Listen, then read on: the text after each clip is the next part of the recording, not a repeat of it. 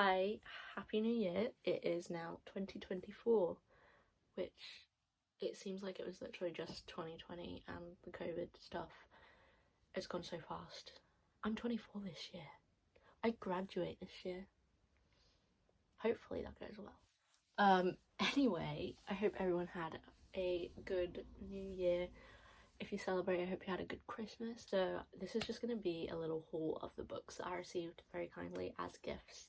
I'm going to start with Murder at Holly House by Denzel Mayrick, because I started reading this either Christmas Day, Boxing Day, sometime around the time that I got it. I did ask for this from my sister and her husband and my nephews. It was a gift from them because it had special edges and it looked fun, and I thought it'd be a cool Christmas mystery. I thought that'd be exciting around Christmas time. Obviously I didn't finish it around Christmas time, so now I'm just kind of stuck with it because I'm not loving it. But it has got cool edges. There is that. It's like there's this detective, and he gets sent back to this, well, not sent back, sent to this town called like Elderby, and he finds a guy dead, lodged up in a chimney of this house, Holly House, and then another death happens and a body is found behind a church, and little things start happening that kind of like make him suspicious, but he's meant to be not solving this investigation. I didn't know if what I was going to say was a spoiler, so basically he has to investigate these two deaths.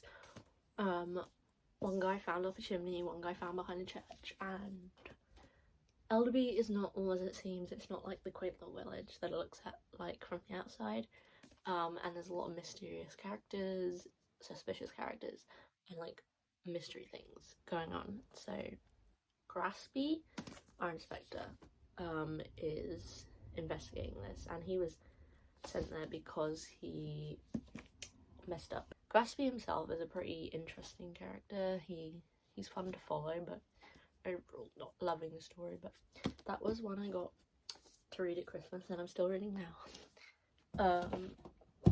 So I also got The Nutcracker by E.T.A. Hoffman. If you don't know what The Nutcracker is, it's like basically there's like this rat king or something. It's a ballet. I don't know if the book or the ballet was first, to be honest. It's based around Christmas, and there's this girl called like Clara. I don't know fully a lot about it, because what I know about it is from film adaptations that aren't always 100% accurate. Like they just kind of take a little bit of the story and change it. So it'll be interesting to see the main story. And I got it in the cloth bound edition, which is really pretty. And this is a little Penguin cloth bound classic, so you have the little ones and the big ones. I wanted to read this at Christmas as well, but because I started Murder at Holly House and I'm still struggling through it, I did not get to start this one, so now I think I'll have to save this one for next Christmas. I got The Spy Family. I got a box set that's volumes 1 to 4. I loved the first season. The second season is out, but I haven't yet watched it because I was waiting for all of the episodes to come out, which I think they are now, so I can get on to watching the second season. I loved this little family. I actually have, I have it right here on my bag. Look at that. Isn't that cool? Basically it's just about this family, and he has to do, this is Lloyd Forger. He has to do this mission, and he has to recruit a wife and then recruit a daughter. So he finds out that this woman here, she basically is getting made fun of for not yet being married or having a boyfriend, and so they make a deal, and then they get the daughter, and the daughter has this ability to read minds, and also the woman's secretly an assassin, so they're literally a spy family. You know, it makes sense. In this box set, I get a cool poster though, which is really cute. This is my favourite side because it's just them at their table, and it just shows who they are because they're just a cute little family. And then you have the main cover on this side. I'll just show you the covers. So this volume 1, volume 2, volume 3, volume 4. This is the dog, Bond. I love him. I'm so excited to read this. Very excited to read this, actually. I'm so happy. Okay. So with this one, I actually picked it up with my boyfriend. We went to Cambridge for the literature festival, and we saw this in a bookshop, or I saw it in a bookshop, and I just finished reading Frankenstein. So when I just finish reading a book, it consumes my whole, if it's good, it consumes me, my whole thoughts daily and minutely, you know what I'm saying. So when I saw this, the Cambridge Companion Guide to Frankenstein, I'd just finished Frankenstein, so I just was like, I need this.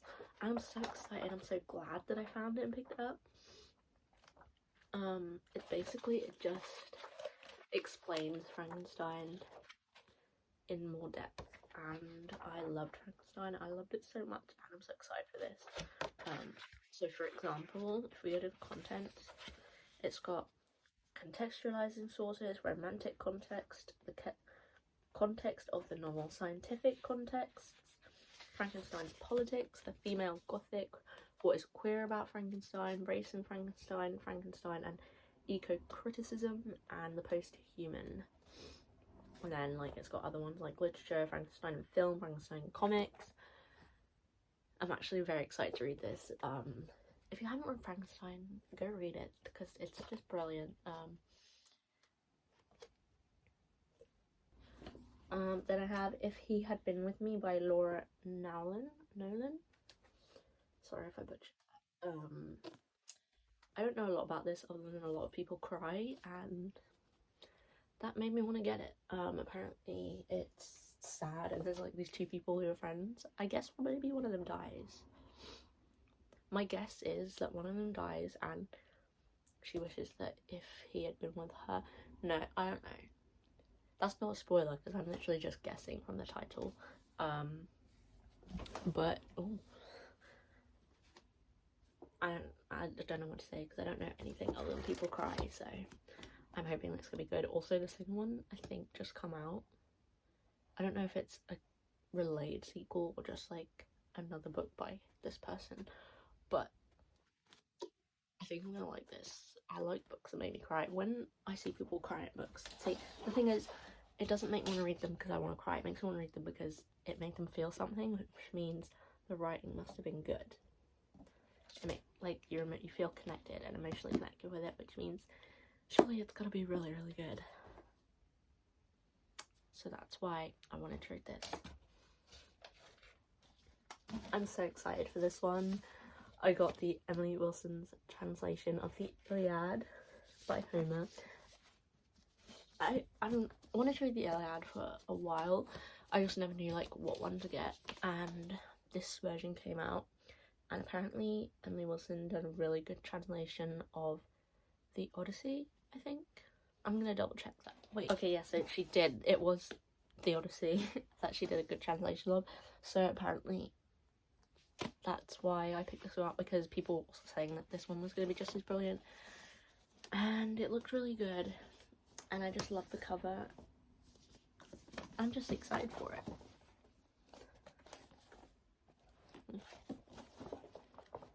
This is why I love book hauls, because you get to see people's excitement for books that are just, you don't know a lot about yet, or that I don't know. Just people's excitement for books is just fun. No? Just me? Okay. So, Attack on Titan Omniverse 3. Yeah, because this is volumes 7, 8, and 9, and I've read volumes 1, 2, 3, 4, 5, 6. Now I have 7, 8, 9, and I'm so excited because I'm enjoying this series so much. If you feel like you're interested in reading manga, I would say Attack on Titan is a good one to start with. I haven't read many, to be honest, so I can't say like whether there's other ones that are good, but I just know that this one's brilliant and I love it, and it's the one that I'm starting with, and it's really, really good, and it's getting me interested in reading other ones like Spy Family. So it's just really fun and sad, and a lot of action, a lot going on, a lot of mystery, just everything good. It's so fun. I'm gonna spoil it for myself. It's about these people, and they've been broken in by these things called Titans, and so these people go out, they're called like the Survey Corps, and they have to like attack them, and it's just really good. I'm having a really good time with it. Bookshops and Bone Dust by Travis Baldry. I read Legends of Lattes last year and loved it. It's like a little cozy fantasy about this, I believe she's an orc. She opens a coffee shop basically, and all the characters are so nice and comforting, and I don't even drink coffee, but it just warms my heart. It's just so fun and cozy, and I loved it, and I'm so excited for this one because I love books about books. Some people don't. Some people really don't like it, but I love it, and I think it's gonna be really, really cute. The first one was. This is set 20 years before the events of Legends of Artes, which I didn't know, but that's still fun and exciting. I can't wait. And then I have Ghosts, which is the Button House Archives. It's like a little companion novel to, not a novel, companion book, I don't know, companion guide, I guess you would call it, to the show Ghosts, which is on BBC. And if you haven't seen it, it's really funny. I haven't seen the later seasons because I have only just started it, but I know that I'm loving it so far. I'm gonna love it, so I just wanted this because I love book companions to things, you know. It's about basically this woman and her boyfriend move into this house, and there's ghosts, and she hits her head and has a near-death experience which makes her able to see the ghosts, and they just annoy them, and it's just so funny. I love it, and this just seems really cool because it's like all the backgrounds of the ghosts and stuff, you know. And last but not least, I did get a Kindle, which isn't a book, but it has books on it, so I thought I'd share it here because also if you've got any Kindle Unlimited recommendations, please let me know. At the moment I'm reading Twisted Love. Is that what the first one's called? Yeah, Twisted Love by Anna Wang. I hope that's how you say it, I'm so sorry. I'll show you it. Wait, it's loading. Okay, this is the Kindle Paperwhite signature edition. Yeah. Twisted Love is good so far, to be honest. I'm glad I've got something else to read alongside The Murder at Holly House because it's like a little escape while I'm trudging through that. Like, don't get me wrong, while I'm reading Murder at Holly House, it is okay. It's not like completely terrible. It'll probably be like a 2 or 3 star. 2 star would be like bad, but if it picks up at the end, maybe a 3 star. But if it, you know, whatever. I have a few things saved to my library to read, but if you do have any recommendations, please let me know. I got this little cover with it as well, which is good. It's blue marble, and it has a little stand and a holder. The holder goes like this. Okay.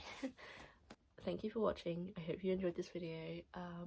I might do a little 2023 wrap up with like my favorites, my least favorites, the ones I didn't like, books that I would recommend maybe, but I don't know when I'll get to filming that.